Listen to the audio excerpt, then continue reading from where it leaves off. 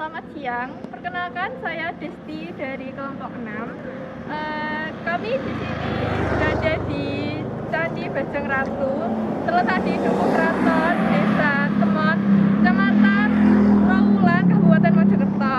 Candi ini 3,5 km dari Candi Beringin Lawang dan 600 meter dari Candi Tikus. Tanpa basa-basi lagi, yuk kita telusuri lagi.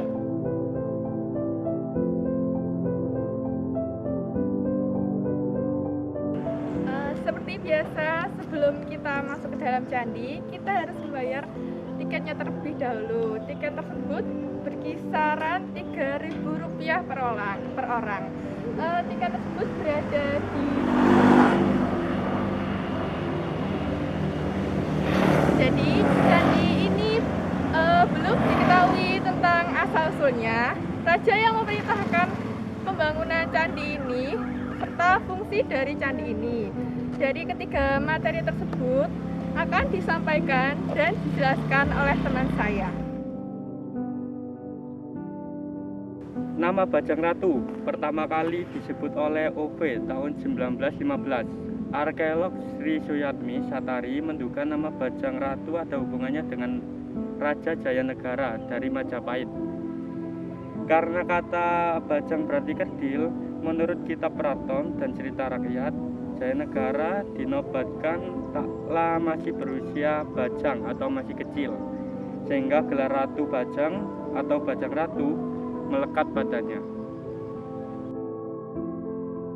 Mengenai fungsi candi, diperkirakan bahwa Candi Bajang Ratu didirikan untuk menghormati Jayanegara. Dasar perkiraan ini yang adalah adanya relief Sri Tanjung di bagian kaki gapura yang menggambarkan cerita peruwatan.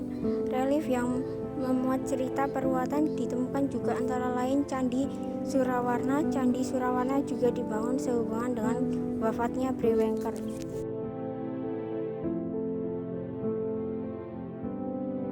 Bajang Ratu diperkirakan didirikan antara abad ke-13 dan ke-14 mengingat perkiraan fungsinya sebagai candi peruwatan Prabu Jayanegara yang wafat tahun 1328 Masehi. Bentuk gapura yang mirip dengan candi berangka tahun di Panantaran Blitar, relief penghias bingkai pintu yang mirip dengan relief Ramayana di Candi Panantaran. Bentuk relief naga yang menunjukkan pengaruh dinasti Yuan.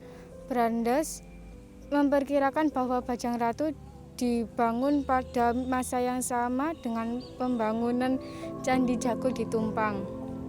Malang ditilik dari adanya relief singa yang mengampit sisi kiri dan kanan kepala kala yang juga terdapat di Candi Jago. Candi Jago sendiri diperkirakan dibangun pada abad ke-13. Bagian dalam candi membentuk lorong yang membujur dari barat ke timur. Anak tangga dan lantai lorong terbuat dari batu. Bagian dalam atap candi juga terbuat dari balok batu yang disusun membujur dari utara ke selatan, membentuk ruang yang menyempit di bagian atas. Atap candi berbentuk meru atau gunung, mirip limas bersusun dengan puncak persegi. Setiap lapisan dihiasi dengan ukiran dengan pola limas terbalik dan pola tanaman. Pada bagian tengah, lapisan ketiga terdapat relief matahari, yang konon merupakan simbol kerajaan Majapahit. Walaupun candi ini menghadap timur barat, namun bentuk dan hiasan di sisi utara dan selatan dibuat mirip dengan kedua sisi lainnya. Di sisi utara dan selatan dibuat relung yang menyerupai bentuk pintu. Di bagian atas tubuh candi terdapat ukiran kepala Garuda dan matahari diapit naga. Candi Bajang Ratu telah mengalami pemugaran pada zaman Belanda, namun tidak didapatkan data mengenai kapan tepatnya pemugaran tersebut dilaksanakan. Perbaikan yang telah dilakukan mencangkup penguatan pada bagian sudut dengan cara mengisikan adonan pengeras ke dalam nat-nat yang renggang dan mengganti balok-balok kayu dengan semencor. Beberapa batu yang hilang dari susun anak tangga juga sudah diganti. Keraton dijelaskan bahwa Jayanegara wafat pada tahun 1328. Sirata Dinar Mengkapokongan Biseka Ring Srenggapura Pratista Ring Antara Wulan. Disebut juga bahwa Raja Jayanegara yang kembali ke alam Wisnu atau wafat pada tahun 1328.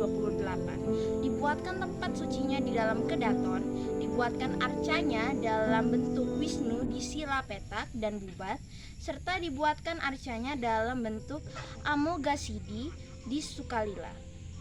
Menurut Krom, Srenggapura dalam Pararaton sama dengan antara sasi atau antara wulan dalam negara Kertagama, sehingga dapat disimpulkan bahwa Dharma atau tempat suci Raja Jayanegara berada di Kapopongan alias Srenggapura alias Trirangga Pura alias antara wulan yang kini disebut Trowulan. Arca perwujudan sang raja dalam bentuk Wisnu juga terdapat di Bubat atau Trowulan, hanya lokasi sila petak atau sela petak yang belum diketahui.